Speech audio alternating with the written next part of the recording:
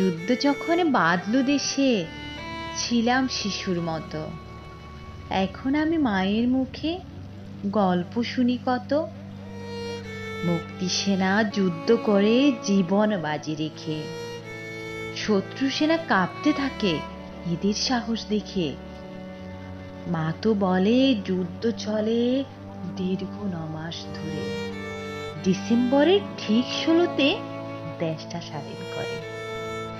মায়ের মুখের গল্প শুনে কত ভালো লাগে, মনের ভিতর যুদ্ধে যাওয়ার ইচ্ছেটাই আজ জাগে।